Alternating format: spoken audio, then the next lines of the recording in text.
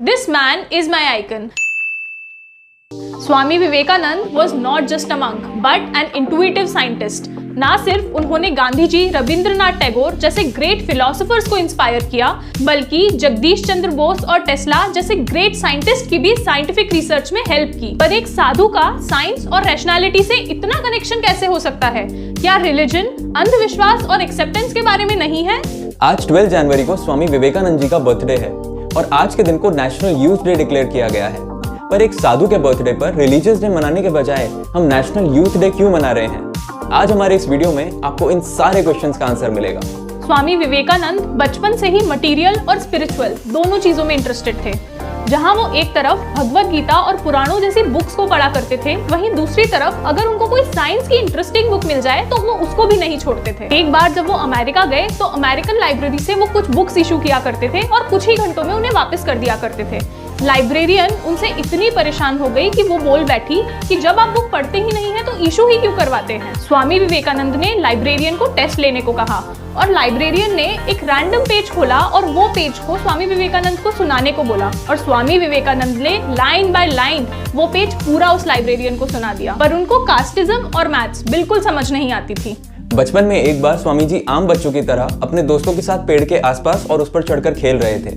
तभी वहां से एक बूढ़ा आदमी गुजर रहा था। उसने ये सोचकर कि कहीं बच्चे पेड़ से गिर ना जाएं, उसने उन बच्चों को डराया कि इस पेड़ पर भूत रहता है, अगर तुम इस पेड़ पर चढ़े तो वो भूत तुमको मार डालेगा। पर अगले दिन ही स्वामी जी फिर से उस पेड़ पर चढ़े। उनके दोस्तों ने उनसे पूछा, क्या तुम्हें डर नहीं लगता? इस पर स्वामी जी ने बोला कि मैं तो इस पेड़ पर कई दिनों से चढ़ रहा हूँ, अगर भूत को मुझे मारना ही होता तो वो मुझे पहले ही मार चुका होता। अपनी स्पिरिचुअल थर्स्ट के साथ वो अपने गुरु रामकृष्ण परमहंस जी से मिले, जिनसे उन्होंने हिंदू वेदास और स्पिरिचुअलिटी का ज्ञान लिया। रामकृष्ण जी को भी उन्होंने पहली बार में अपना गुरु नहीं माना था। उन्होंने उनसे क्वेश्चंस पूछे और उनका लॉजिकल आंसर मिलने पर ही सेटिस्फाई हुए। उनकी इसी आइडियोलॉजी ने हमें बताया कि रिलीजन और स्पिरिचुअलिटी का बेस अंधविश्वास नहीं है, बल्कि रैशनल थिंकिंग है। रामकृष्ण जी से स्पिरिचुअल लर्निंग लेके वो साधु तो बने, पर उन्होंने एक ही जगह बैठकर तपस्या नहीं की, बल्कि सत्य की खोज में उन्होंने पूरे भारत का भ्रमण किया। उनका मानना था कि भारत के वैदिक सीक्रेट्स और स्पिरिचुअलिटी के महान ज्ञान के भंडार को पूरी दुनिया तक पहुंचना चाहिए। 1893 में जब इंडिया ब्रिटिशर्स का गुलाम था और दुनिया इंडियंस को अनपढ़ों और गुलामों की तरह देखती थी, तब शिकागो में पहली बार स्वामी विवेकानंद जी ने इंडिया को वर्ल्ड पार्लियामेंट ऑफ रिलीजन जैसे ग्लोबल प्लेटफॉर्म में रिप्रेजेंट किया था। एक तरफ जहां सारे लोग अपने धर्म को बेस्ट बताकर दूसरे के धर्म को नीचा दिखा रहे थे, वहीं पर स्वामी विवेकानंद जी ने अपनी स्पीच की शुरुआत dear brothers and sisters of America से करी। उन्होंने सनातन धर्म को रिप्रेजेंट करते हुए यूनिवर्सल ब्रदरहुड का कॉन्सेप्ट इंट्रोड्यूस किया। स्वामी विवेकानंद जी ने कहा था कि जिस तरह नदियां अलग अलग बहती हैं पर समुद्र में ही जाके मिल जाती हैं, उसी तरह हम सबका भी पाथ अलग हो सकता है, पर हम सबका लक्ष्य एक ही है, हमारा सोर्स और डेस्टिनेशन एक ही है। और उनकी इसी आइडियोलॉजी ने भारत के ज्ञान को दुनिया भर में प्रसिद्ध कर दिया। इस स्पीच से दुनिया ये समझ गई थी कि स्वामी जी और वैदिक साइंस नॉलेज से भरे हुए हैं। स्वामी जी का दृढ़ विश्वास था कि नेचर की सारी फोर्सेस के पीछे एक यूनिफाइड फोर्स है और ये चीज हम फिजिक्स की हेल्प से प्रूव कर सकते हैं। इसीलिए उन्होंने अपने फ्रेंड निकोला टेस्ला को एनर्जी और मास के बीच का कोरिलेशन डिस्कवर करने के लिए इंस्पायर किया। स्वामी जी का ये मानना था कि एनर्जी और मास एक्चुअली इंटरचेंजेबल हैं और दोनों एक ही चीज के अलग अलग फॉर्म्स हैं। ये बात उस समय की है जब दुनिया में इलेक्ट्रॉन की डिस्कवरी भी नहीं हुई थी और फोर्सेस के कोरिलेशन के बारे में तो कोई भी साइंटिस्ट बात नहीं कर रहे थे। निकोला टेस्ला तो इस बात को प्रूफ नहीं कर पाए, पर कुछ सालों बाद आइंस्टीन की ग्रेटेस्ट इक्वेशन E=mc² ने इस बात को प्रूफ किया।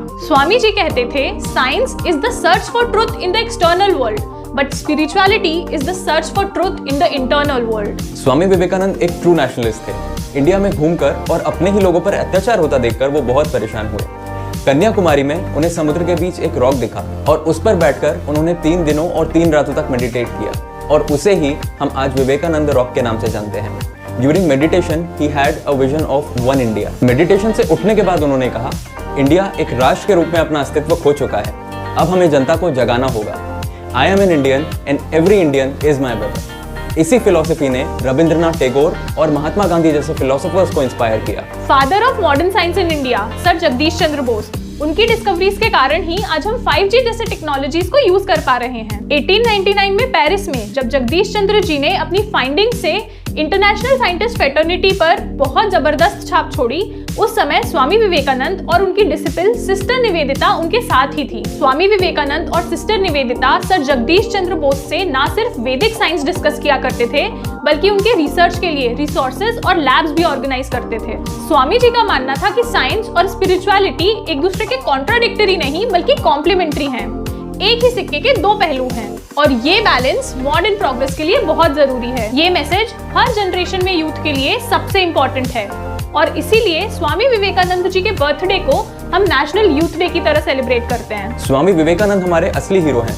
अगर आपको हमारे असली हीरो की आइडियोलॉजी अच्छी लगी तो इस वीडियो को लाइक कीजिए। साइंस और स्पिरिचुअलिटी का कॉम्बिनेशन ही आज के यूथ को आगे ले जा सकता है। इस सच को स्प्रेड करने में हमारी मदद कीजिए और इस वीडियो को शेयर कीजिए। हम हमारे असली हीरोज की इंपॉर्टेंट आइडियोलॉजीज पर वीडियो बनाते हैं। हमारे वीडियो देखते रहने के लिए हमारे चैनल इंडिया थिंक टॉक्स को सब्सक्राइब कीजिए और अपडेट्स के लिए बेल नोटिफिकेशन ऑन कीजिए। स्वामी विवेकानंद एक और लेजेंडरी पर्सनालिटी से मिले जो आगे चल के भारत के महान दूरदर्शी लोगों में से एक बने, सर जमशेदजी टाटा। स्वामी जी ने जमशेद जी से अपने वो एक्सपीरियंस शेयर किए जो उन्होंने भारत में भ्रमण के दौरान हासिल किए थे। उन्होंने बताया कि किस तरह कॉलोनियल अथॉरिटीज इंडिया में इंडियंस को ही दबा रही हैं। उन्होंने पूरी उत्साह से कहा कि भारत की असली होप आम लोगों की प्रोस्पेरिटी और प्रोग्रेस में है और इसीलिए जमशेद जी को इंडिया में इंडस्ट्रीज खड़ी करनी चाहिए और आम लोगों को एम्प्लॉयमेंट देना चाहिए। विवेकानंद जी की साइंस की नॉलेज और पेट्रियोटिज्म से इंस्पायर होकर ही जमशेद जी टाटा ने इंडियन इंस्टीट्यूट ऑफ साइंस को स्टैब्लिश किया। स्वामी विवेकानंद जी ने आज के यूथ की नेसेसिटी को उस टाइम समझा था।